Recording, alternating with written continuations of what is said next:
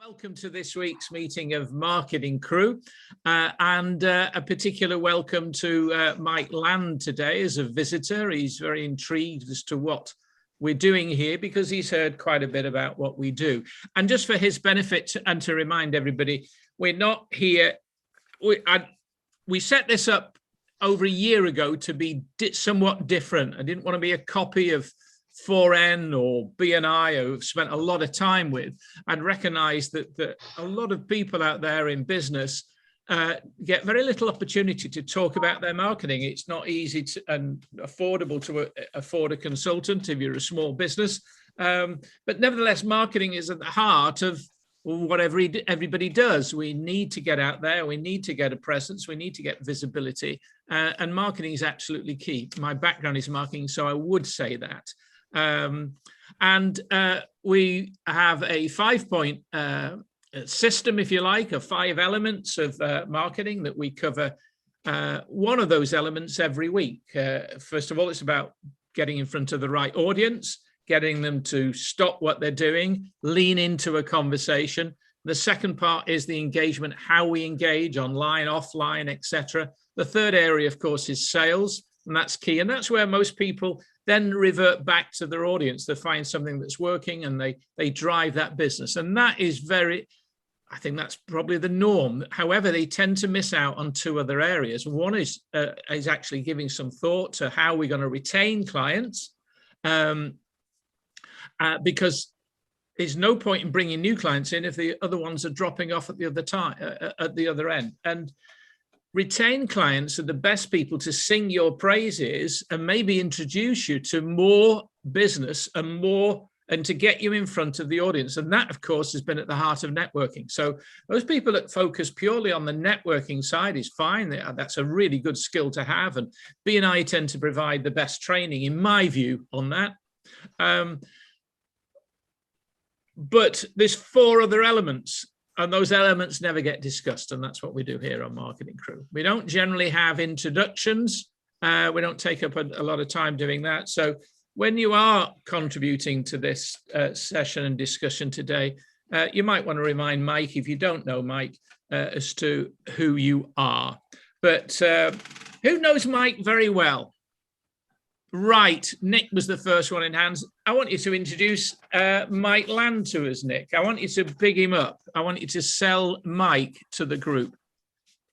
Well, I've known Mike, how long have I known Mike? 3, 4, well, probably 6 months.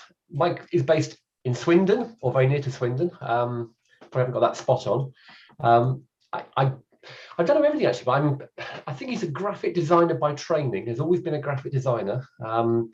He's had a very strong presence in the kind of petroleum and gasoline area. So I think he's worked very closely with Texaco, possibly. And he's worked with them as a very long-standing client over many years, and worked on loads of kind of print and digital campaigns with them. He's built his team up quite recently, so I think the business has grown, and I'm sure Mike can tell us a bit more about that in terms of how he's kind of scaled the business over recent kind of months. And very actively involved in BFN, running the Swindon group, which has gone from strength to strength. And he's always on Facebook in his garage doing loads of weird stuff on his bike as well. So if you ever go on Facebook at a funny time of day, you'll see Mike either lifting some weights or bombing around on his bike. So I don't know whether that captures an essence of you, Mike. Anything else? Yeah, that's perfect, Nick. I think putting you on the spot like that was very good. It's always very good. I always think it's good. Actually, Marcus wants to say something. Either wants to say the opposite of what you want to say, or he wants to add to it. Marcus. Well, I will add to I'll add to Nick's statement. I'm going to say, land your brand with Mike Land. Now, have you just created that, or did Mike create it? No, I've been thinking about that one for weeks. Oh, God. You've been branding, Marcus. You're only trying to get on his team. Mike, do you want to give us a very brief introduction as to into yourself and what you're doing here? Well, I think Nick covered most of what I've done. I've been in design for about just under 30 years. I came to Swindon to go to the college after being 2 years at Derby and 2 years in Nottingham. And I've been working with Texaco for 20 years now.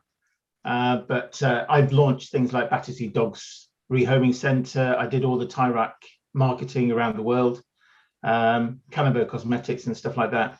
However, I think, well, I've listened to the recording of this group when you were talking about invoicing and proposals.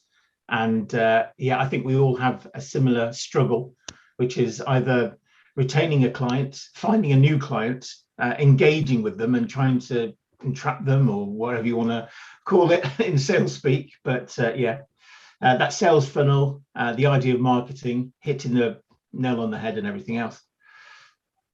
Well, Mike, you're very welcome here. And everybody that has any experience of marketing, and we all have, whether we consider ourselves experts, we're all involved in marketing and the challenges of marketing.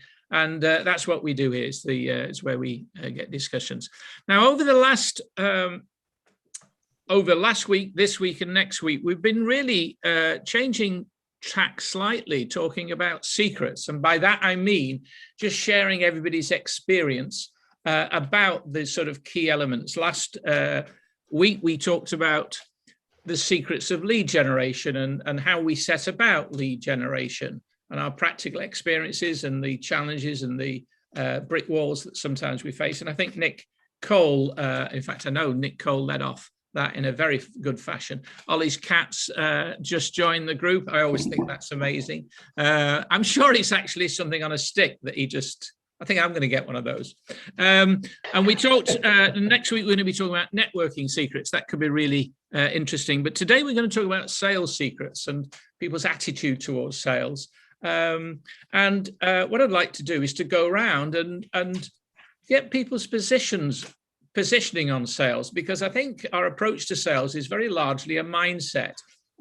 My background started in sales, so I've always had a positive view of it, but I recognize that the majority of people I ever meet at networking meetings, especially small businesses, either really feel that sales is almost a dirty word.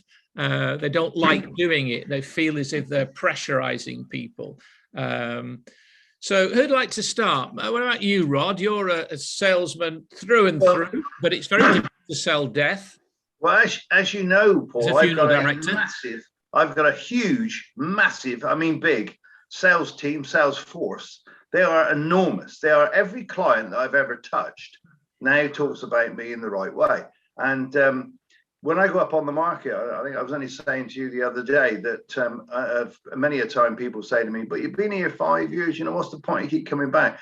I see my regular customers on a weekly basis, reinforcing my sales message, being as nice as I possibly can to them, reminding them what I did do for them and what I could do for others. And so being on the market in full view and then backing it up with newspapers, Google, and anything else that I think might be appropriate is an opportunity for me to remind people of the message, which is to come and talk to the funeral director that puts fun back into funerals. Well, more a celebration, really, of someone's life. And what we don't want is to do a funeral. I hate funerals, but I do like a celebration of someone's life. And as you know, Paul, from a recent funeral we did, the satisfaction of getting an absolutely amazing testimonial is worth more than piles and piles of money, because if you can make a difference, it really does count in your own life as well as in their life. Rod, most people, no, not most people, people find challenges selling their own normal services. Well, not the right word. But selling a funeral seems a very difficult one. And I know from watching people on the market how they look at you and they're taken aghast. What's your approach to the sales process? Well, the sales process goes down two tunnels, really. One is either a funeral plan, so they're looking to plan for that unfortunate day, whether it be for someone that they know, whether it's themselves. And then they're very direct. They either want, just stick me in a plastic bag down the end of the garden. So we always do a David Bowie on that one. Or it's a full blown, you know, whistles and whatever. or something in between. So that sort of process sort of somehow is one place removed, if you like. Whereas if you're actually talking to someone that's lost someone, it's so important to, I mean, there's no sales process in that. They've already bought you offline or whatever. You're only dealing with the, with your job, if you like. No, I'm not actually talking about you selling it to us all. I'm talking about the process on the market. Well, how do you go about that? Well, I engage anybody and anybody, as you know, Paul. I mean, whether they've got pink trousers on or a funny hat, I will make a comment and try and engage them in polite conversation. And I'm always on the edge of being sort of a bit rude or cheeky, so as to gain their interest or at least engage them eyeball to eyeball. So I don't always have people come in and talk to me just for the sake of it. Well, I think the cheekiness is that cheeky chappy approach, which can make my eyes roll at times. But on the other hand, it certainly works. What I was leading to is my observation is that you've got an audience passing by. You grab their attention by a remark or a nice comment about somebody's clothes or the weather or whatever. So you grab their attention enough to get their eyeball, and then you don't actually talk. You don't actually lead in. It's not in your mind to talk to them about funerals. You just want to engage with them. Is that right? Yeah, absolutely. Yeah. It's not about the funeral thing is separate. It's up to them to mention that. It's just me. I just want to engage them in polite conversation because that's what I'm there for. Yeah, and I know behind you you've got a large banner with you in, working. They know that you're a funeral director, and a percentage of those people are tourists being in Wells. Yeah, a percentage absolutely. of regulars that you engage with, and you don't need to be there very long, sat next to or with Rod to. It's like all of life is there. It's it's going on all the time. So I want to place that as being as the start. That to me epitomizes what we're talking about. You grab attention, you get them to lean into a conversation, and it's not necessary that you then move into a sale. You don't do that. You build on that relationship so that they know you're a nice guy, that you're reliable. You're there every week, etc. Okay. Anybody else would like to talk about their sales process before I pinpoint somebody? What is the process? Or what's your attitude towards sales? Is it, where we've got challenges, that, where are we fearful of sales? Do we avoid sales? I just raise one point about the sales process. I'm sure we'll talk a lot more about the beginning of the sales process and the kind of the awareness creation stages. But I think one of the most difficult stages is if you want to call it the close. I know it's not a good word, but it's the point at which you are trying to, if a client is interested and they're in conversation, but they're undecided, just starting to shift the conversation towards that close and doing it in a positive way that doesn't feel as if you're hard selling. I think that's one of the most difficult parts of certainly I've heard lots of people say that's one of the most difficult parts of the sales process. If it's going swimmingly and you can see and they're actively wanting to close it, easy peasy.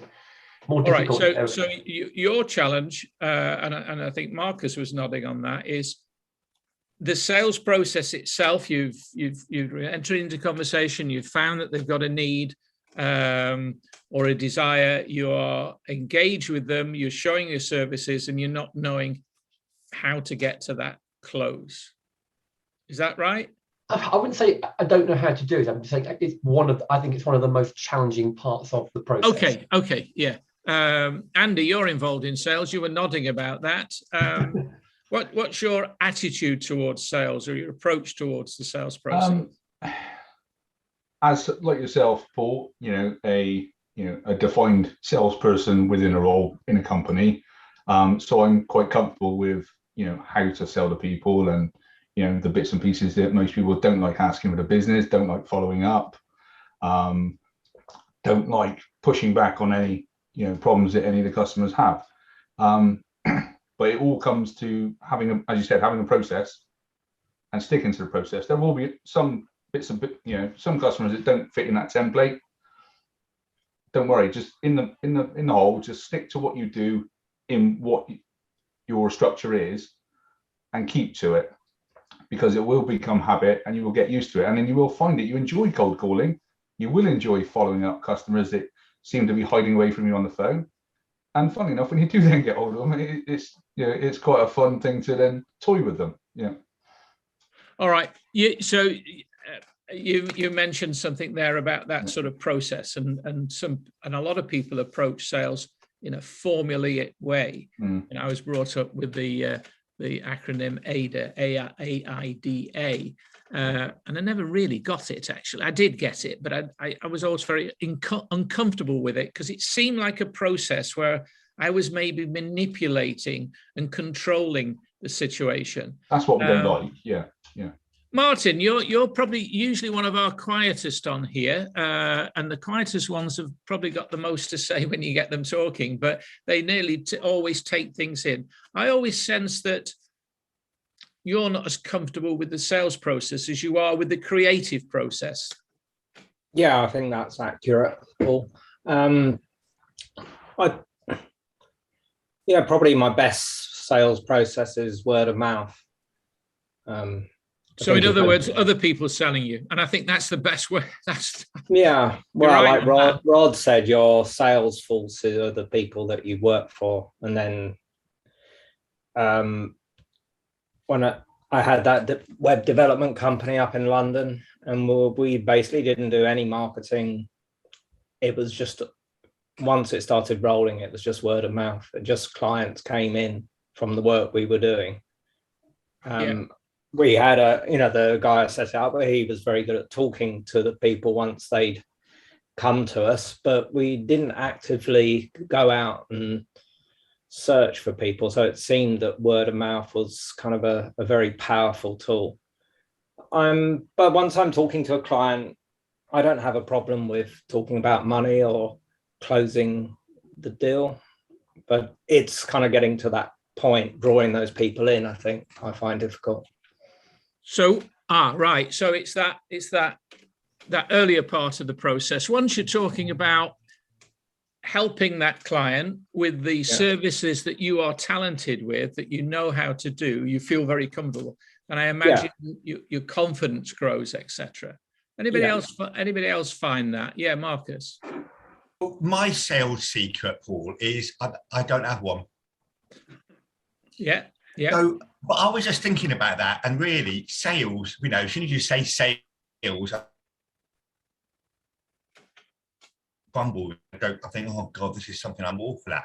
But then I was just rude, and I was thinking when I was younger, maybe my dad sent me off on a market stall.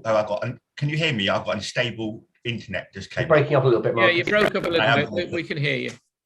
Okay, so my dad sent me off to run a market stall when I was 11 years old, selling leather goods, and which I really enjoyed. And I've always flogged stuff when I was younger, but nevertheless, sales to me does leave me a bit cold. But what I was going to say is, isn't the sales a whole process, a whole journey between right from the beginning, when a client goes from your website to when they meet you and all of that kind of thing? Absolutely. I mean, there's the marketing aids to that sale. But again, whether you're online or offline, I think the basic principles remain the same. And by the way, good morning, Rebecca, and good morning, Rob. I think that, unless anybody else wants to add to that, my feeling is that the first thing we need to think about from a sales is our attitude towards it, our belief in it. You say about when somebody says about sales, you roll your eyes and you think, oh no, I'm not very good at that.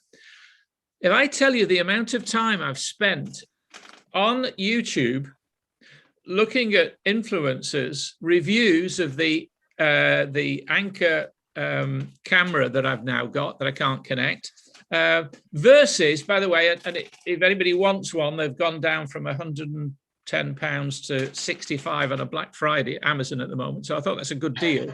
But the other one I was looking at was sales. My God.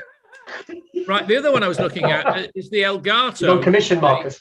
Which is proper glass in. It's about 200 quid. And so I want to buy one, but I want to buy the best value one. Money is not quite the issue, although £200 for a webcam is a bit. I'm thinking, what are the ways I can use it? Also, I've just ordered a digital mic. That's coming today. And again, I spent an amount of time. The point I'm trying to make here is that I'm in the market, I'm in the audience for a webcam and a digital mic. I'm also in the audience to upgrade on my drone. So I've got a problem. I need to make a decision, and I want to make the right decision, and I need to talk to somebody that can help me make that decision. Am I right there? I mean, one of the things I want to talk to Rebecca about on Friday, because it'd be rude here, is to talk about, I'm looking at the Air 2S, the Mavic Air 2S. I don't want to go to that new Mavic 3, which is about $4,500, because so in other words, I want somebody to talk through. So people want to buy, but they want to make the right decision. Does anybody here want to help people make the right decision in terms of you being able to, anybody here, show of hands.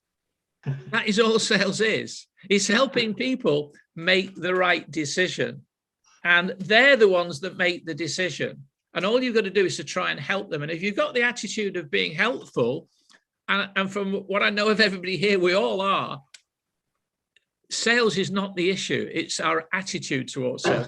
And I think the sales profession doesn't help itself when it talks about closing sales, when it talks about prospects, when it talks about pitches. They're all aggressive words, and words matter. Rebecca, and then Nick, and then Martin. Yeah, Rebecca. I think that's a really good point. And I think you have changed how I look at sales from what you've told me, and about that shift from a salesperson just talking at you to a salesperson listening.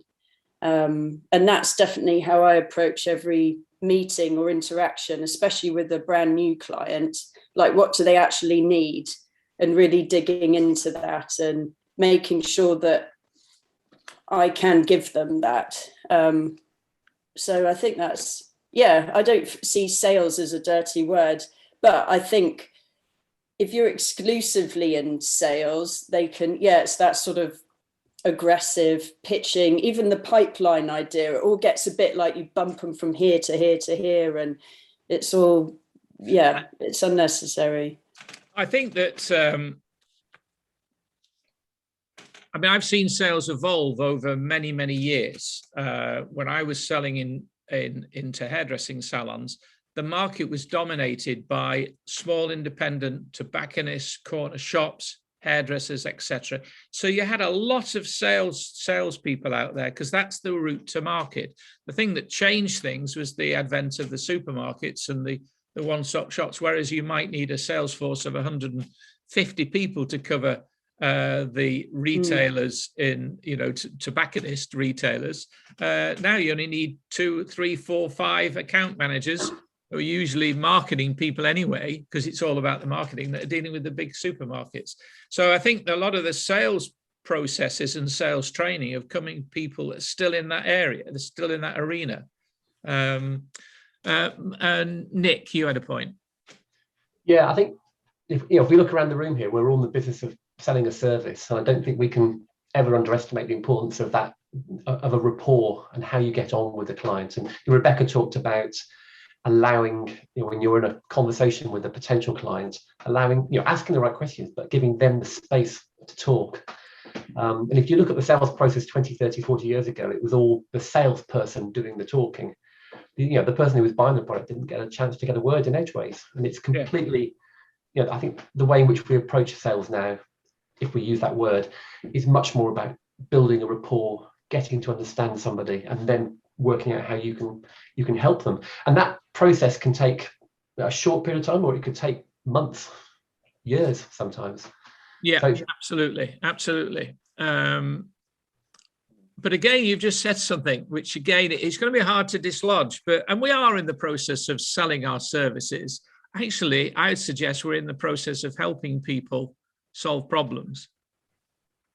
And that might be a little bit too wide there, but that's what we are. Yep. The more we think, the more we use these words, the more we go down that groove that we've gone down of thinking we're doing something to somebody. We think you're absolutely right, Paul. We're in the business of helping people look good in print. You're in the process of helping people bring out their personality. Marcus is in the process of helping stylish men look good about themselves. Rob's in the process of helping people regain their confidence and be more than they think they are. Am I right? Yeah. Good morning, everyone. Sorry I'm late. Yeah, sales is really interesting. I try and get the yes and no from the first conversation from either direction, and helping people, I think, find the right coach is also very important, because there are people who I'm not destined to serve. So it's good to hold their hand whilst connecting them to different services, and it might not be coaching as well. So I've had referrals because I've done that as well, which is nice, because they feel, I suppose, cared for, even when they're involved in my sales process. Yeah, I think from my experience and short experience of communicating with yourself, Rob, you seem pretty grounded, pretty confident in I don't know whether that's a facade or whatever, but you sound pretty grounded and mature and confident. And we've got to remember, you've got to get to that stage for most people. And I think when people are a little bit, you haven't got that, the whole thing becomes stressful. And so there can be a lot of stress in a sales process, and stress is communicated to the other person, and they can feel stressful. That's why I feel very comfortable in the sales process nowadays. I didn't always feel that, especially in the younger days. I know Rod wants to make a thing, but Rebecca, ladies first, she was first, and then Martin. So it's Rebecca, Martin, Rod. Oh, sorry, I feel like I'm butting in, but I was going to say that I've got a good example of that as well, about the difference between me selling my service and me trying to help someone. So a local business got in touch, and I think because of an Instagram post, because I was local to them, and they're opening their new shop. They emailed saying, no, it's short notice, can we have pictures of our shop? I said, can we have a quick call just to discuss what you want? And sort of in that call, they were very much, oh, we only want a few and we just want this and everything. And I was like, well, I'm really keen to help, but obviously, because I equally don't want to do it for nothing kind of thing. So it's, and he was saying he totally understands, charge what you normally charge or whatever. But I put together a sort of deal, a nice sort of deal, but I didn't hear anything back from them. And they've opened their shop, and I've seen that they've put on just photos they've taken. So I was thinking, I was feeling a bit sort of like, oh, I tried to sort of, but maybe I still was trying to sell my service rather than solve their problem. So I'm going to go into the shop probably today and just ask, like say, a friendly hello, and introduce myself and say, I'd be really interested to know what package would appeal to a business like yours, because that is quite interesting. I'm going to come back to that, Rebecca, when it comes to, were you in front of the right audience for the sort of service that you provide? And I don't think you were. And maybe you were still trying to, get some business from that because you were prepared to do a deal. Did you ever at any stage says, have you thought of taking these yourself? I don't know, did I? Because I certainly would have done that. Yeah. That gives you that confidence to say, look, maybe you're it's helping better. them, really. You're helping them, aren't you? Yeah. Martin and Rod. It was just a couple of observations about sales I've noticed recently. One was with Apple.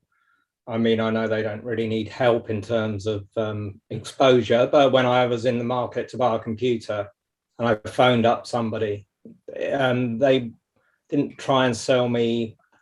I explained what I wanted and they gave me a solution. And they said, instead of getting more memory, just buy an external memory, disc. They didn't try and oversell, and they had a lot of knowledge. And I find that knowledge. So can I ring you back in about half an hour? I'm on a Zoom call.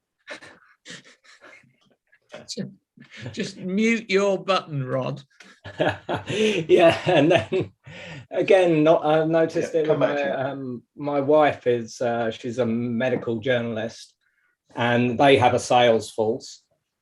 But from observing her, I find that she's more knowledgeable than the sales force, and that the sales come from her just talking to a potential buyer of their sort of advertising space. But it's not the hard sell of the sales force. It's my wife and her knowledge about that subject matter that really sells, and also just being personable to those people, chatting about other things, but also they can see how much she knows about the subject. And so then the deal's done, and then the sales force then just closes the deal. So that confirms what we've been saying, that if you can build start a relationship, build on that relationship, if you're helpful to people and knowledgeable to that point, then they'd probably make a better salesperson than they believe they are. That's why we tend to go to people that have got some experience. That's why I'd want to talk to Rebecca about what model she's got and what she's found about it. And actually, I'm not afraid to say, I want to know what are the downsides. And if you look at influencers on people on things like YouTube, the good reviewers will tell you these are the reasons why I would buy it. These are the reasons why I wouldn't buy it. This is the problems. Let people decide whether that's an issue to them. It might not be an issue. Rod, you had a point. Yeah, I mean, I think you can't stress too much about establishing needs and building a rapport or if you like, a relationship. And I can recall in 1979, sat outside of someone's house whilst finishing a brand new shiny training course with the Prudential Assurance Company Limited, and being told by my supervisor, Andy Brown, he said, Rod, I want you to go in there on your own. I know it's scary, and you come out with £1 a month and we'll go for a pint and a fag. And I went into this call. That was my mindset. But when I got in there, luckily for me, Mrs. Connor knew what she wanted. And when I sat and listened to what she wanted, she established the needs. It was almost like a role reversal. And that's how I became the most successful Pru agent in the Southwest. By ignoring Andy Brown and listening to Mrs. Connor. Can you believe it? Well, there you go. There you go. I've got some notes here that which to move this on. The first prerequisite has got to be that we're in front of the right audience, that we're in front of the people that we believe we can help. If they've not got a problem or a challenge, or they've not got a vision of where they are or where they want to be, then no amount of sales process or shortcuts or whatever is going to work. We're wasting their time and your time. Now, that audience, we need to know three things, essentially. We've covered this before. The person that you're talking to, where are they now? And where do they know where they want to get to? Sometimes they don't. You see an opportunity for them. They might not see the opportunity to do something, but you do. So either they see the opportunity and you're in discussion because that's where they want to get to. In other words, the person that says, look, I'm opening a shop, I want some photographs. That's where they think they are now, where they want to be. Sometimes they don't see the opportunity. They don't see the wider picture of the use of, say, those photographs.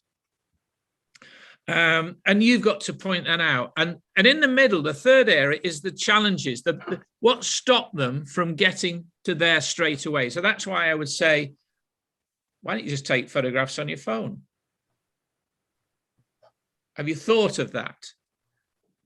Now, you're not actually trying to do yourself out of a sale, but mentally you might think you are, because that's not really the right audience. That's not the architect. That's not the person with the with the budget. Unless they can see, a much bigger picture, literally, it'd be just as easy for them to take their own pictures. I did a video at a funeral for Rod, and separately did some drone footage, which had been very well received.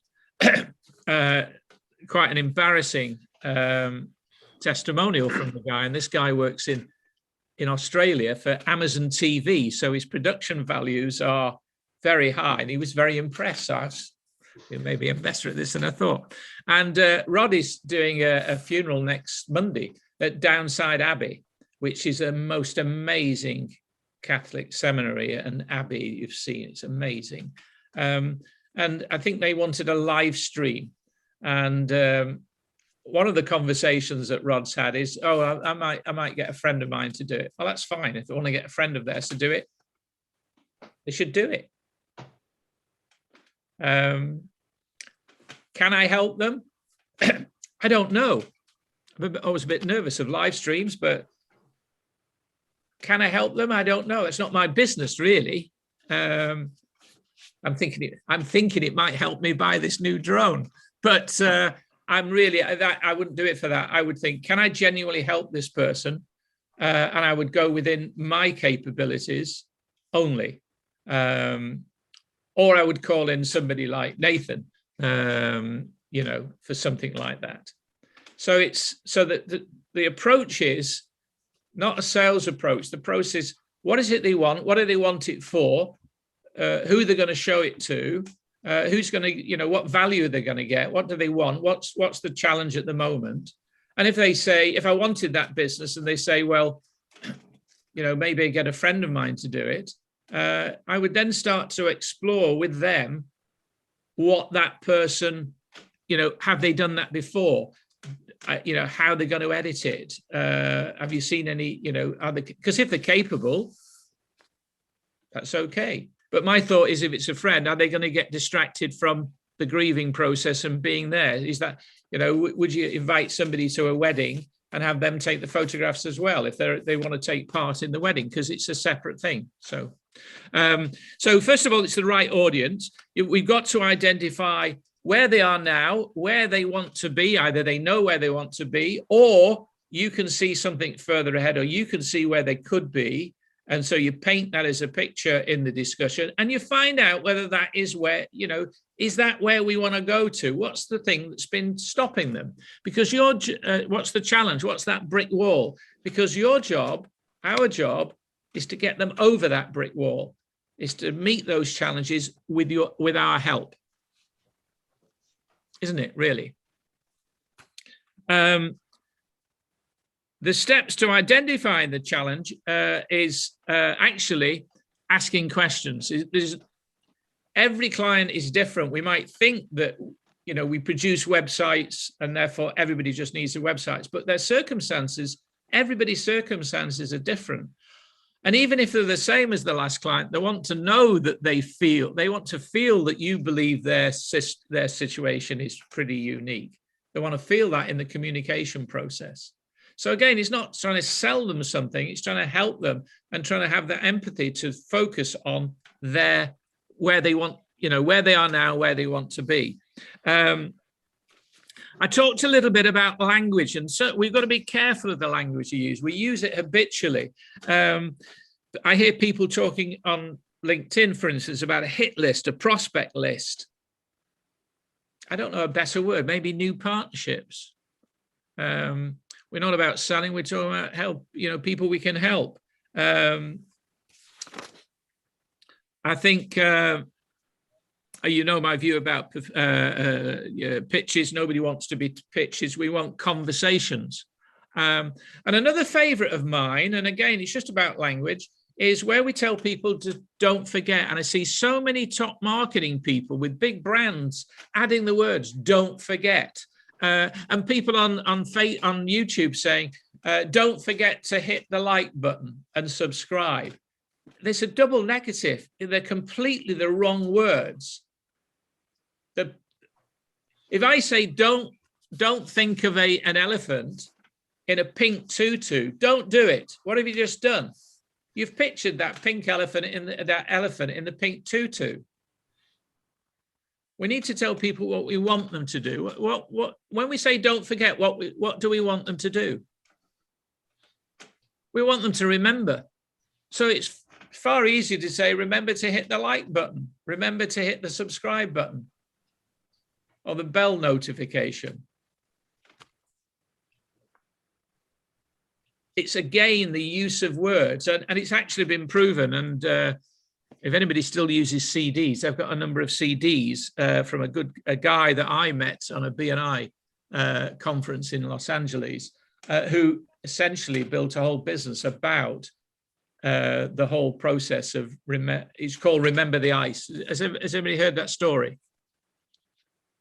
It's a guy in the middle of the Arizona, middle of a heat wave, had gone into, it was Bob Nickel. He'd gone into this store and the store was busy, but out by the till, there's a big sign and it says, "Don't forget the ice." And he said, "How's ice sales?" He said, "Well, they're all right, they're average," which is strange considering the temperature outside. He said, "Could you give me that board?" He took the board and he wrote on the back 3 words. He didn't say anything. He just wrote 3 words and he stuck the board back up so that people see the 3 words. And about 3 weeks later, he was back in that same town and he called in. He said, "How's the ice? How's things? How's the ice sales?" He said, "Can't get enough of them. They're flying out." And the 3 words he wrote was "Remember the ice." And he built a whole business around Remember the Ice. If you look up Bob Nickel, Remember the Ice, I've got a number of his DVDs, so CDs. So I'll bring some on Friday. So again, I'm just coming back to the whole process has got to start with our approach and our attitude and our being comfortable about the fact if you're selling your services, or you're doing business, you are in the business of helping people get from where they are now to where they feel they would like to be. And the people that add real value are the people that say, "Is that really where you want to be?" In other words, why? What's the where else do you want to be? If somebody wants an electric car and goes to Andy, what are the questions you would ask Andy to find out whether there is a match? Well, 2 simple things. The first one is, whether it's personal or business, because their motives are going to be entirely different. If it's a personal one, they're likely to be wanting to help the environment and contribute to lower emissions for CO2. If it's a business, it's a bit more muddied. There's tax incentives. So they're not being entirely altruistic. They're looking after themselves first. But equally, they want the positive PR of driving electric vehicles, not necessarily just to drive electric vehicles. I think there's a bit of show off, isn't there, in having electric? Oh, there always is, yeah. I won't sell that to the Porsche Taycan Turismo customer I've just quoted. So, Rob, you deal very much on a deeper level with people. So questions are a very important part of your own armory, if you like. And you're quite prepared. If you don't think that you're the best person to help that person, you would actually tell them and you would take them off. Is that for altruistic reasons or? Well, coaching is powerful when you've got the right the correct people involved. So, and I have a strong niche, but I coach women. So that it's not necessarily about that. It's just because I need to feel that I can have someone to work with who's going to lean in as much as I do, and that this is important and significant. So the sales, it's not necessarily a sales conversation. It's a very deep conversation. At the end of it, someone says, right, I want to go and do this. And it's like, oh, and I surprise myself sometimes, or I am surprised, because I realise then I am at the closing part of the conversation. So I haven't had to try. You said about having conversations rather than pitches. It's very, very much about having conversations. If I went in with a pitch, I would be talking to the wrong person, definitely. Yeah. As you all know, I had ran a B&I region for a long time, and I never really had a problem in launching chapters and building on chapters, or in fact getting people to a meeting, because always in my conversation I would say, I really don't know whether this would be for you or not. I don't know whether it would fit into your marketing strategy, but what I'd suggest is, why don't you come along, meet a few people and see whether there's a good fit. And I would use those exact words, see whether there's a good fit. And it was genuine, because if that person didn't get on with the people that were in that meeting, because it is about relationships, or they didn't see they could get on, if they didn't see it, then there was no point at all. And so I think, again, the words that you use, those various stages, coming back to what Nick was saying about that close and people having that as a challenge. I do recognise that as a difficulty, because it's almost as if that's the time when you close the sale. Again, a bad word. That's where you close the sale, and that's where you either get the business or you don't. You don't lose the business when you close the sale. You don't get the business when you ask for the order. You certainly don't lose it at that point. You've either gained or lost it earlier on. And all it is saying, it's like a bookmark. Where are we with this? Shall we go ahead? Is there any reason why we can't go ahead? And I think some of the words and phrases that people use can again be a little bit cringing. I think I think the close is, let's collect a decision. Is there anything else I can help you with? In that case, shall we go ahead? Shall we get started?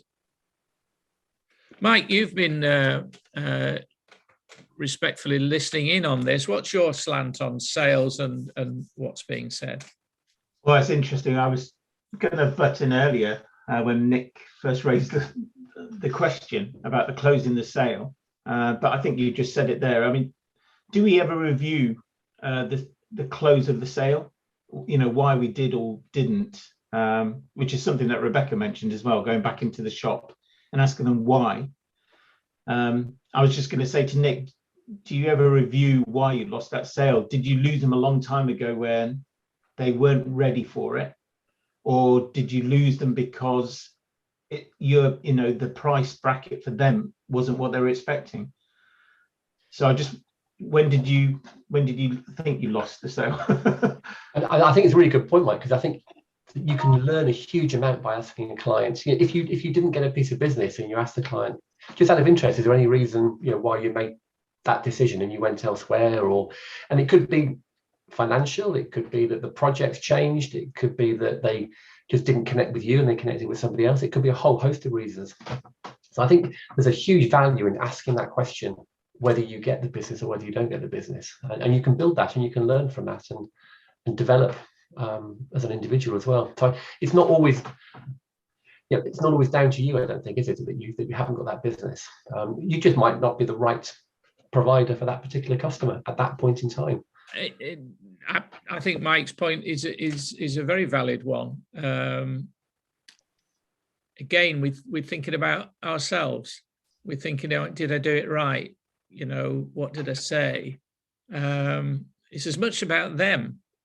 Maybe it's as much about us not really spotting where the challenge is. Is it about, if you think it's about finance and your price, it's about the value they place on that.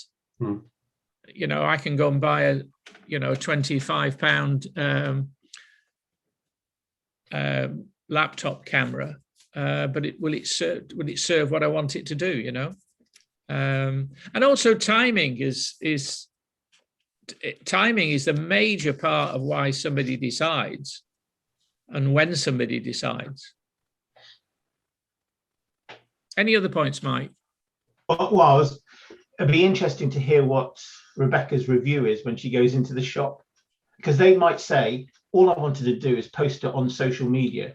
Well, there we go. Then Rebecca probably went in with a lovely, you know, we could take a lovely shot, get the lighting right, and make sure that the shop stands out, which is great for marketing and being the newspaper, or, you know, having a good campaign. But if all they wanted to do is, we've opened social media, come and see us. Yeah. So it's understanding, I suppose. But I think I struggle with both ends.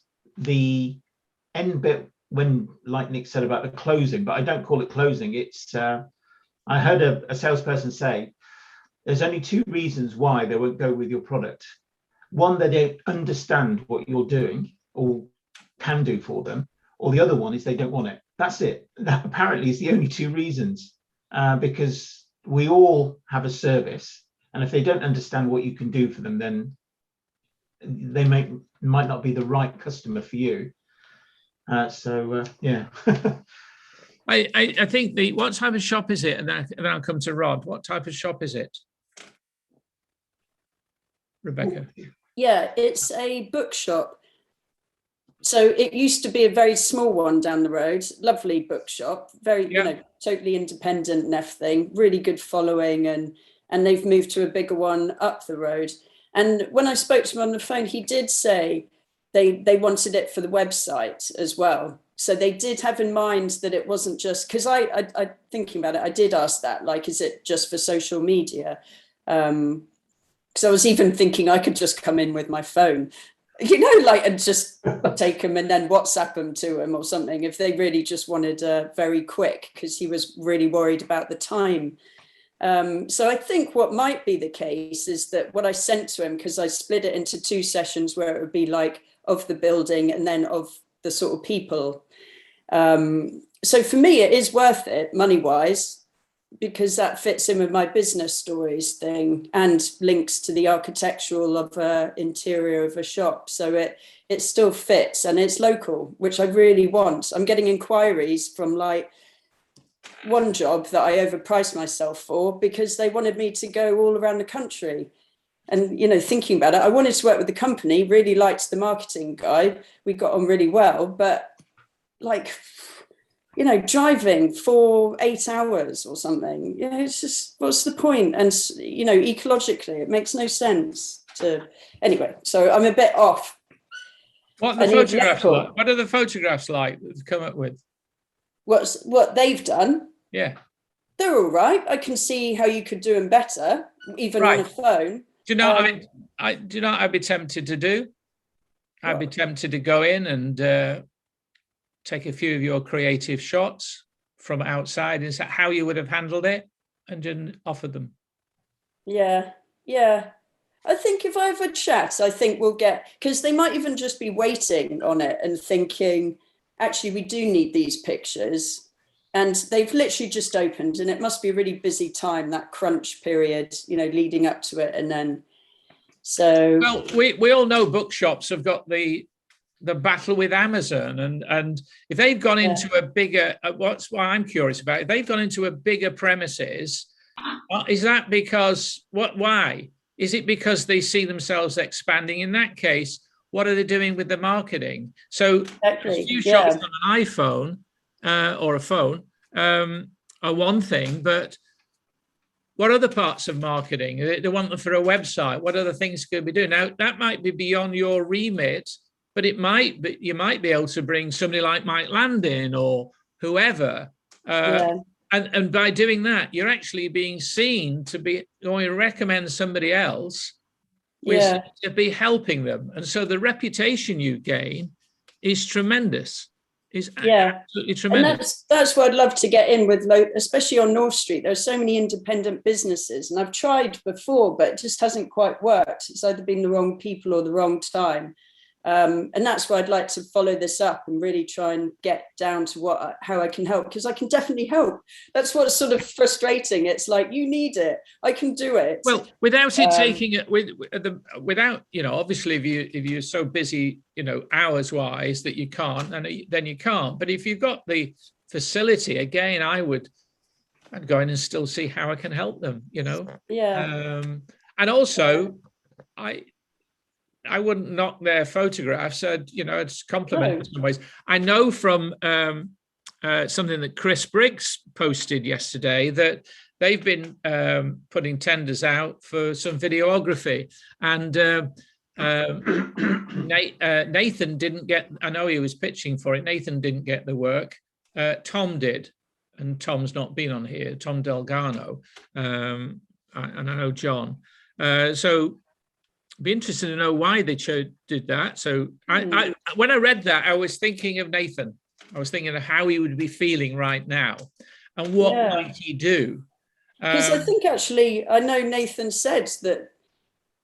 Yeah, I'm quite surprised that he didn't get it, because they went into a lot of detail about what he would do, which is maybe a little bit off, actually. Do you know what I mean? Like, as a photographer, if someone said, "Well, how would you do this? What would you do there?" and almost like walking through the job, you're giving away a bit too much if you're not actually going to get the job. I mean, it's nice to give ideas and paint a picture, but I don't know. What do other people feel? That's my sort of gut instinct. No, the question is to ask Chris why he, what was the decision? What was, Yeah. And again, I was thinking about Nathan, and I was thinking, I think one of the things he could have done, and again, it's a bit gracious, is congratulate Tom on winning that business. Yeah. That signals graciousness, which again is valuable to people. Yeah, I think Mike was there. Martin, you're going to lose the blood from your hand. So I think Rob was next, actually. Was he? I mean, all I was going to say was it's the same old thing. It's people by people, building relationships. Rebecca goes to the shop. She talks to the guy for 5 minutes. He will have a relationship. She will have a relationship with him. That's got to be better than only on the other end of an email or a telephone. Eyeballing someone is so you can't, I'm not on that market every Wednesday in the freezing cold in the winter, not for fun. I'm there as a smiley face, but I like to engage people because I know it works. And I think you'll find it'll work for you, Rebecca. And if you spend more time in the shops in North Street than you do at home, you might find a bit more business without being too blunt. Well, she's a mum as well. I mean, take your. She is a mum, but she can go up and down North Street with a pram. Yeah. I don't think the little girl needs the pram. Martin, and then Nick. No, it was just a comment from somebody on a network group called Vivian. She sort of said that she's a telemarketing person, but she said when she worked for somebody, she used to go down a high street looking at shops that were being converted and would just go in there. Quite often she'd say the owner that was doing the new business would be there, but you're kind of getting in there early before they made any decisions. Or even if you got the contractors who were building the refit, they would know who they were doing the work for. So she said it was a very effective way of getting new business, because you're actually walking in. I mean, I tried it down on the Gloucester Road. I just walked into a place and the owner was there and they said, "Oh, unfortunately, we've already got the website in hand." But they weren't upset, they were friendly, and, it wasn't a big deal. But it's quite direct and seems very effective. I must admit, I hate, not a big fan of the telephone and telephone prospecting. Cold calling I won't do, but I would walk into a place anywhere and say hello. Nick, you had a point. Yeah, I guess just building on what Martin was saying there. I mean, Martin, one of the examples Martin's just explained, we were chatting about a few months ago, and since that conversation with Martin, I've been doing a few more kind of walks and talks. I've got an A5 leaflet, and I've walked around a number of business parks and local high streets and just introduced myself. I mean, I found it actually quite difficult with COVID because a lot of the business units are just locked up and you can't physically get in the buildings to talk to anybody. But where they are open, people will have conversations, and you can learn a huge amount just by talking to people. And actually, I had a call last week from an optician's where I dropped a leaflet off. He was actually looking for a videographer, and he asked me if I could do video, and I said that wasn't my area, but I've referred him to 3 videographers, and he's come back to me and he's actually said we're still looking at the options, but I would like to have a chat with you about some photography next year. Yeah. So even by referring to somebody else, for the videography, I don't think it's at all damaging to what I do, and in fact, it's helped build the relationship because I've helped him find a solution to a problem. I think recommending good people and finding out what they want from a videographer, what do you have in mind, that reveals some of their thoughts and plans, and then you know who to recommend and why, and you're being helpful, and they recognize you being helpful. I mean, there's a Bowley's Garage in Wells I now go to, because I remember going to them on one occasion and said, we're not the best people to help you with that. You ought to go to so-and-so. And I thought that was really, really genuine and generous of them. And back to Rebecca again, the high street is going through tremendous changes. That bookshop will not be the only one that is relaunching or moving, and they've got an empty place, and they talk to other people. So you going in and just helping them, and find, you've got to be careful how you do it, but if they're open to conversation, finding out what their plans are. That photograph is only the tip of the iceberg. If we think it was only about that, we're missing out. And you might be able to recommend people, but you build a relationship with those people, maybe the next time. And I certainly would take some pictures. And one of the pictures I would take on Wells Community, and then I'm going to come to you, Mike, on Wells Community on Facebook, there's the Wells, Old Wells, and there's loads of photographs of the high street and, Victorian times.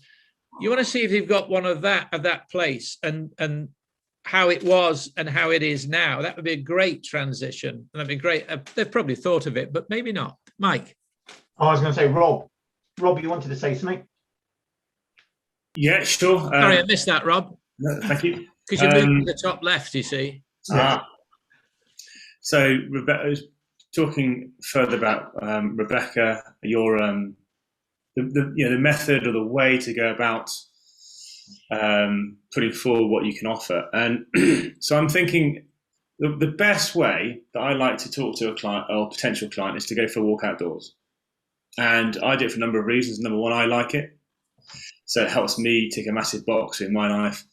Number two, it takes them out of their normal environments. I've got a much better chance of kind of getting access to them, and it engineers success. And they remember the great chat we had on the beach or in the forest. So I would encourage you to, regardless of the outcome, think about if success was guaranteed, how would you love to go about courting a client? What methods would you use that would enable you to come alive whilst you're doing that?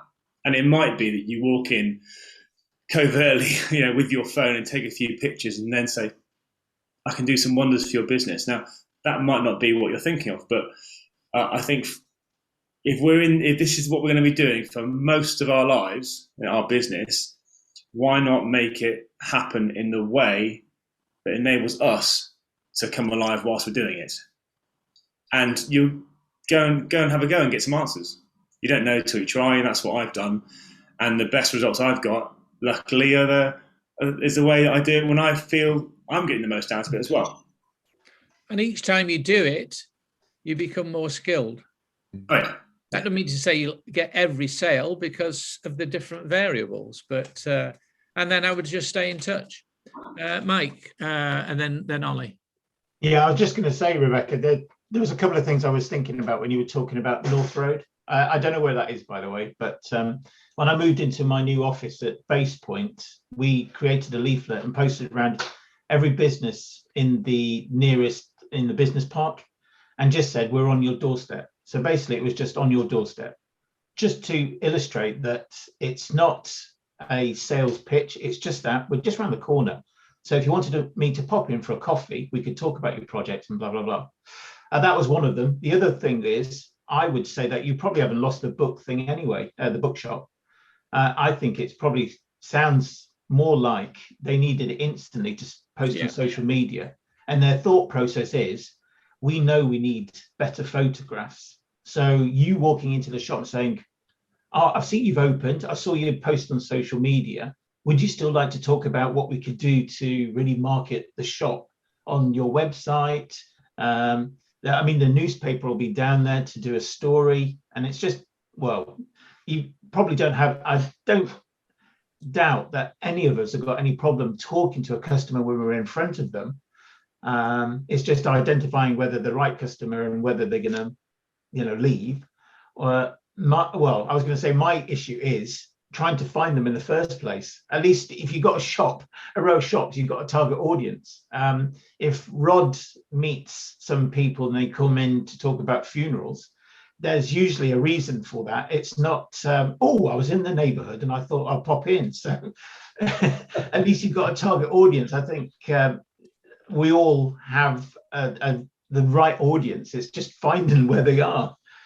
I would think if social media is important to them, I think you're right. I think it was just, they were opening that day, they need to show something. But are they taking their social media serious? If they're taking it serious, 1, 2, 3 photographs, not going to do it. It's not going to do it. You got about 7 seconds before you scroll and, so you're going to need to supply, a whole series of pictures, and you could give them 240 pictures in an afternoon session or a day session or whatever that is, that could take them through the entire year and tell the story. Actually, sorry, because I was late, I missed Mike, what do you do? Sorry, I'm a designer. Okay. Designer and brand strategist. I'm going to say a designer with a very strong awareness of marketing. So, right. We've got time for a quick. No, I don't know whether we have. Also, I was going to say Ollie was after me as well. I beg your pardon. I beg your pardon.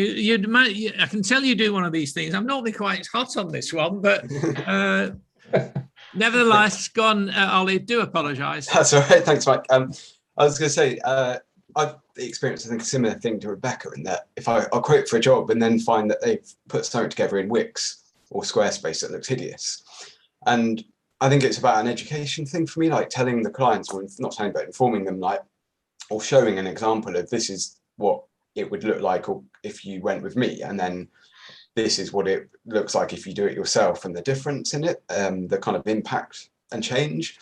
And then I think also for me, I found with certain clients that don't have the money to kind of go for a full website, is offering them some kind of solution. So whether that's just a bit of my time to kind of talk them through, okay, if you want to do it yourself, this is what you can do, and this is going to be the most helpful things you can start with. So for you, Rebecca, it might be kind of like, some tips on rule of thirds or something like that, basic stuff for them.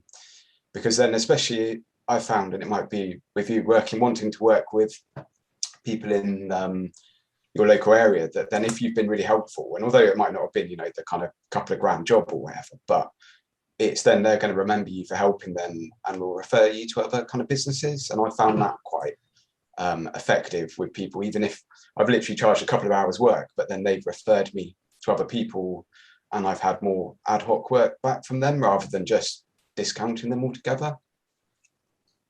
I think you're reminding me, Ollie, of the fact that 87% of sales take place after the 7th touch. And those helpfulness and those little ideas, or you calling in and so I was thinking of you the other day, bang, and I thought of this. I thought, here's, maybe sending them the odd article. I'm just about to send Nathan, a really interesting article on video, because he's the person I think about when I think about video, and it doesn't take much time, and it's just one of those other touches. Now, I've got a couple more notes that I wanted to consider, and one was considering selling in bulk. Again, the word selling, but really getting out there in a bulk fashion. And by that, I've got down the thoughts of affiliate packages, networking partnerships, influencers, and I think we ought to have a session on influencers. That's a fascinating one. They seem to be highly paid, and all it is they've built a large audience where they're seen as either being a celebrity or being having a great authority on their subject, which is, we've all got that authority in our own place. We are influencers in a way. How do we, build that and then, get, influence a lot of people? So selling in bulk, affiliate programs, networking partnerships, influencers. There could be ways. Is anybody using any of those? So for instance, by that I mean, who else is sharing the same audience? Who else is working with people that have the challenges that you overcome, that you help with? Which is, referral marketing strategies, really. I know we touched the other week about Rod thanking certain people with a gift after the event. Some people will openly offer affiliate deals for them to recommend somebody. Now, I've been brought up with BNI that it's a reciprocal thing. I do something for you, you might want to do something for me. I've never actually stuck to that. I would do something for somebody, and it will come back, not necessarily from where you expect it to come back. So if you're counting score in that respect, then you're going to be disappointed. But there are people out there, and they certainly work, where there's affiliate deals, there's affiliate programs. In other words, you give me a customer, you put me in front of the right audience, and I get a sale, then there's a payment. Now, some people feel a bit funny about that, but it's a strategy. Networking partnerships, and I know Rebecca and Nathan have looked at working together in that way. I know I'm going to be exploring with Rob on Friday about how we can mutually target the men over 40. So is anybody using any of that, or considered using that as an approach? Ollie? Yeah, I think I've mentioned before what I want to learn. I've got a couple of printers that I'd often send work to, and we've got a very similar client base in terms of who I want to work with. And one of the ones that I regularly send work to have actually asked now for business cards and materials that they can then give out to their kind of clients which they've got. So hopefully that will kind of work in a reciprocal way for me, I hope. Right, good. So you've given your cards out, or the printers printed your cards, kept some back to be able to recommend you to somebody. And sometimes you do go into printers, or you go into restaurants, cafes, etc., and you see some little business cards, etc. So that obviously can work. I think he gets people actually asking him about websites. Who would he recommend to do a website for them? Someone's come in for their vehicles to be wrapped, or some new shop signage, and they ask him, who would you recommend for a website? And so now he's actually got something he can give to them, rather than them just, like you say, sort of you walking into a dentist or something and seeing sort of random cards on the table, if this makes sense. Yeah. So that could be a good marketing ploy to get in front with a lot more, to bring a lot more of the right audience in. Andrew? Yeah, so just like similar to Ollie, really. There are a number of graphic designers that I sort of work with, that we refer to one another, and similarly web designers as well, because you can always find niches within one another's thing, even if it's like capacity thing as well. So it could be price, it could be capacity, that type of thing. Interestingly, I'm actually talking with some people at the moment where we very much, there's about three of us, we very much complement one another within that space. And we're actually looking at doing something that's more holistic, where we're going to put together a sort of joint package. So we're looking at those types of things as well. So you can sort of take it to the nth degree as well. I think from what Ollie said there and what you said, the fact that you're working together, one of the challenges that people have is they think this, right, I'm going to get people to recommend me. And I know Rod has deals from his florist, he gets a percentage of those, and I think you get a percentage of something else, I can't remember. So, you know, you've got some people are quite prepared. They know the value of a client, so they're quite happy to, they always pay for that client, whether it's in time or whether it's in cost per click or advertising. You pay to get in front of clients unless you're doing a lot of networking, but even that is spending your time. But if you've got people around you that have been willing to recommend you, remember the next thing you need to think about is educating those people and keeping them, staying in touch with your referral partners. It's one thing to stay in touch with people that need those 7 touches, your potential clients. It's another thing to stay in touch with existing clients. But the other thing is to stay in touch with people in your network that you are looking for referrals from, and vice versa. That is really key, because after a while, they forget why those cards are there. And they're not, you know, the minute you've left the door, they're thinking about their business. So if you can be on a regular contact with them, and also not only can they recommend you, but how you can recommend them, and therefore showing an interest in how you can help them. I always used to do that at BNI. How can I help you get more business? Again, it's just that same process all over again. Marcus. Thank you. Yes, I'm putting together, I have put together a network of like-minded individuals. Obviously, Rob and yourself and others to target, like men over 40. So, that's what I've done on your advice. It seems a really nice thing to do, to put a group together of like-minded individuals. I think it would be maybe to explore who else might be in that. Number one, who else would be good in that, and secondly, how are you going to keep that process, that communication going? I mean, I know you've been an instigator along with Rob of meeting up in Wales, and then we're going to be meeting up on Friday. So you can see how that builds on it. It builds that tight relationship. That's why people that have really taken BNI seriously, even when they may have left BNI, are still getting that business because they've built those bonds. But it's very important to think, how am I going to continue to stay in touch, to be educated and to stay relevant with that group? Like having your sales force and regularly meeting. If you left the sales manager left his sales force to his own device, they'd be all over the place. That other things would distract them. Mike. I was going to say, well, most of us are in the creative industry.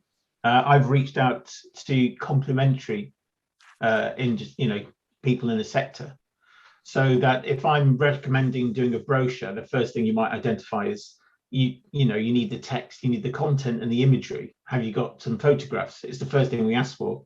Have you got the text? Have you got the photographs? Yes. Oh, well, I could recommend photographers. I could recommend a content writer. So I'm reaching out to website builders. Well, Andrew knows that. Marketeers. So a lot of these online marketeers obviously will say, I can build your marketing strategy, but they don't have the physical, the physical parts to build that. So I've been mailing services, vehicle graphics. Ollie mentioned vehicle graphic. So I went to see Zoe Baldry's just put on a picture of a design I did for her RAV4. You've seen that, Andy. And that's because, she met me at networking. I recommended the vehicle graphics company in Swindon, and she lives in Caen, so she's nowhere near, but she'd rather drive over to a recommendation than just pick one off the, out of the hat.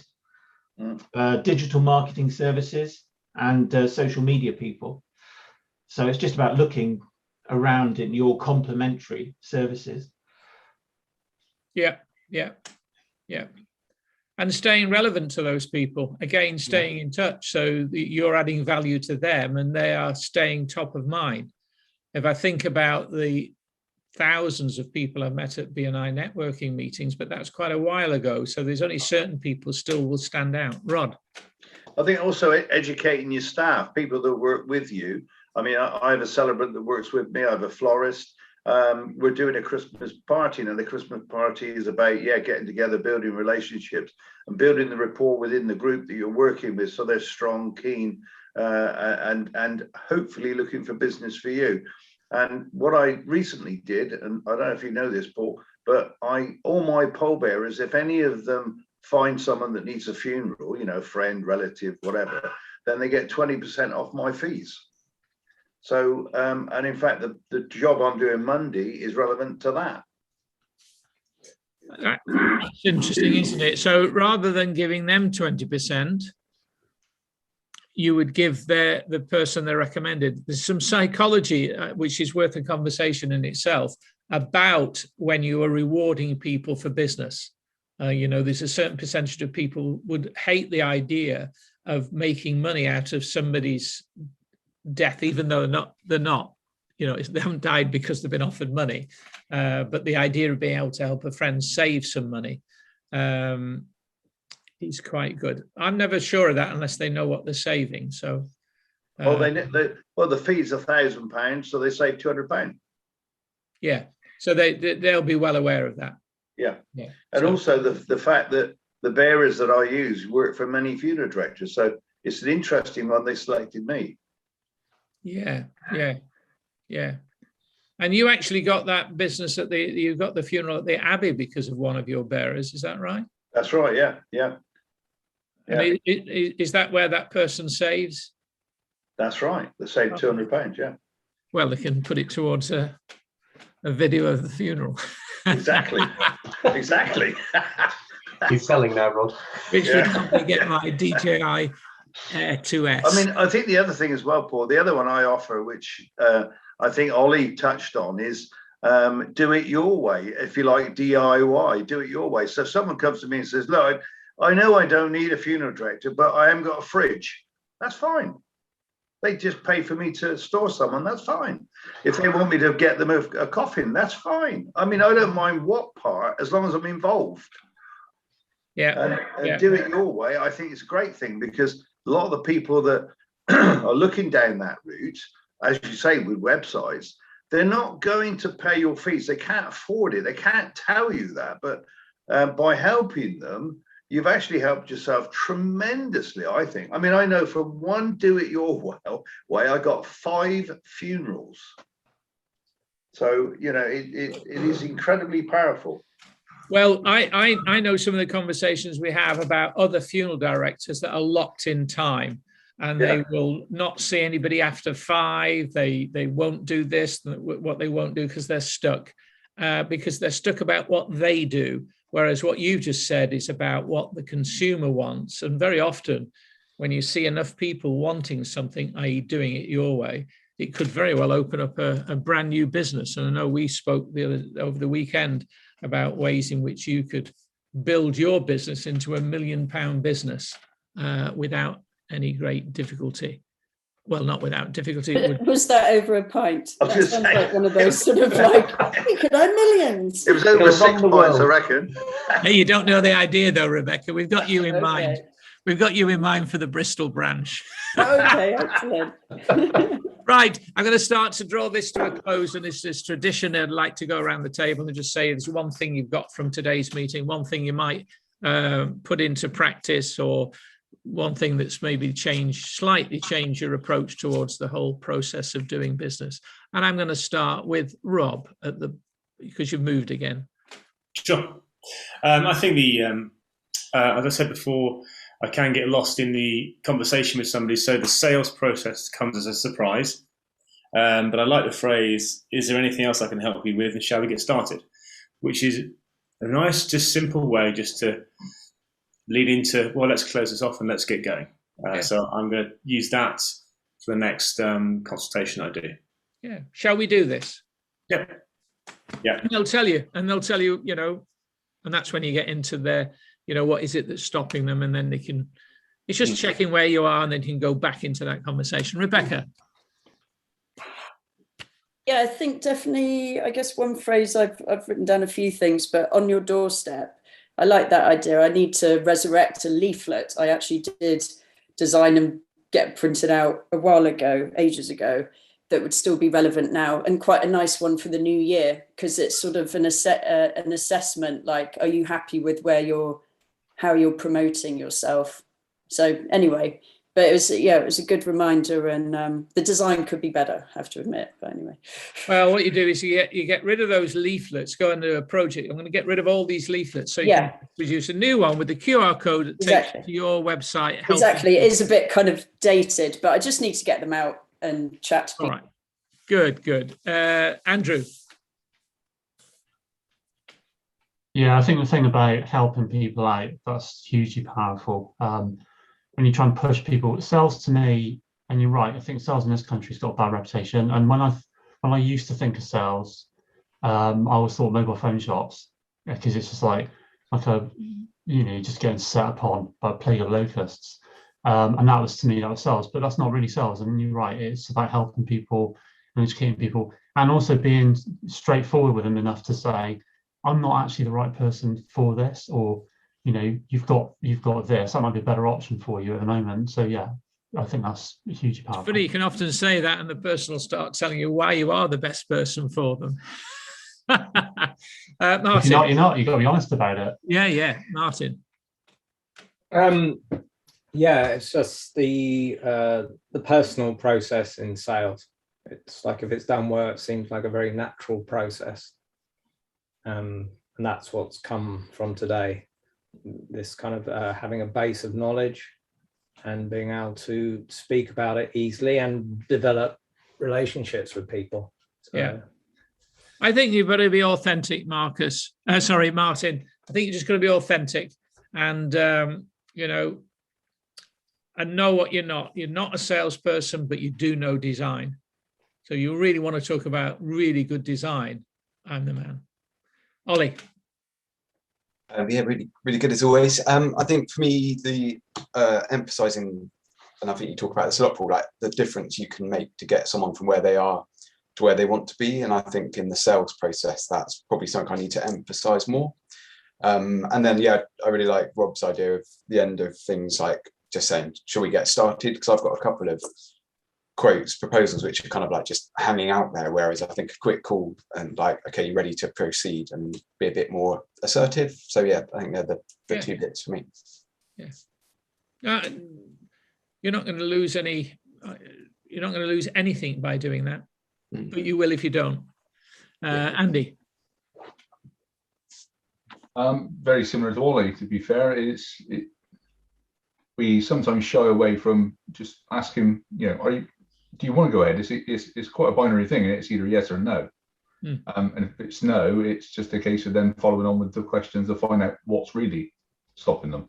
So yeah, and if the route they're going to go is not going to deliver, as an alternative, if that route is not going to deliver, you should have the courage to tell them. I'm not sure that's going to be the right choice, but it's your choice, and let me tell you why. Which might rescue the situation. Nick.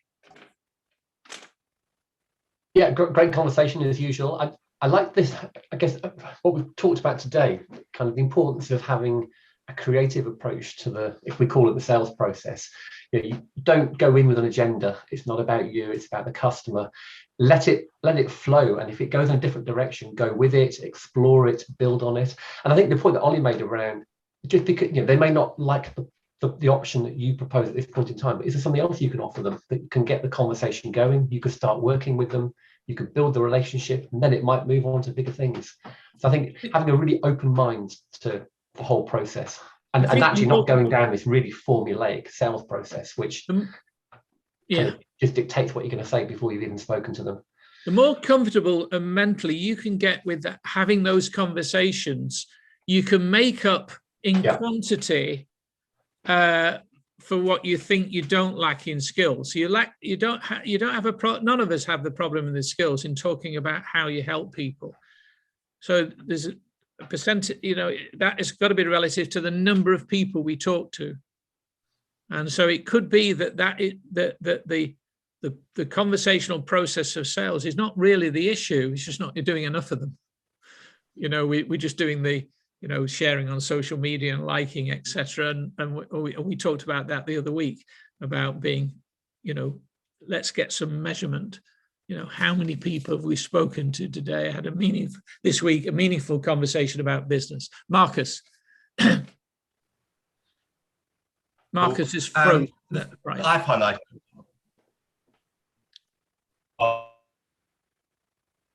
Yeah. You're frozen there. You're a bit glitchy there, Marcus. Try again. Don't worry. Oh, can you hear me now? Yeah. No.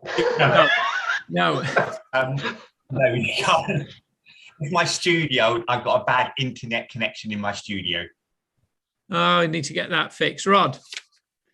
Yeah, I mean, what I would say is that it's been an incredibly helpful, interesting, call it what you like, session. Money can't buy these sort of the advice and tips and insights that we've all given each other. But, a couple of things I do, I deal from a position of strength.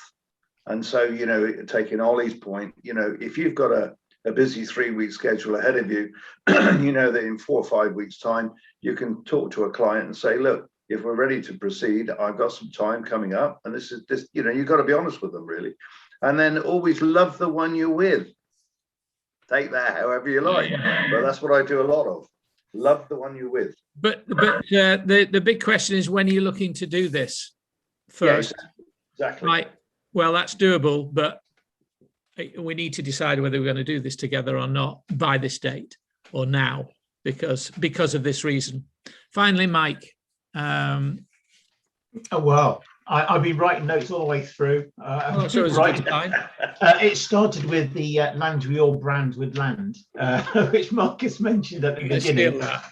But I've been, do they know where they are? What has stopped them from getting where they want to be? And all I would say is it's great to hear the amount of experience and the experiences that people have had in the room.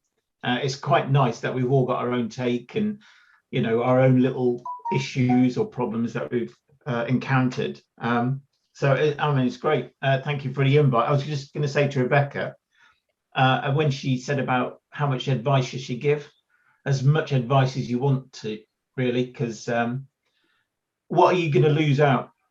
If you tell somebody, oh yeah, I would have shot it on this on the daytime and from this angle, you would have get a better shot. What are you losing? You're gaining, hopefully, a relationship. And just think about the amount of times somebody's told you something and you've gone, oh, this person told me this tip. And they've just told somebody else then. So somebody will say, oh, why did you? Oh, that's a great photo. Oh, yes, Rebecca told me this tip. If I got down lower and took it from this lighting, there you go. Your name's just getting passed around. So it's never going to be a bad thing.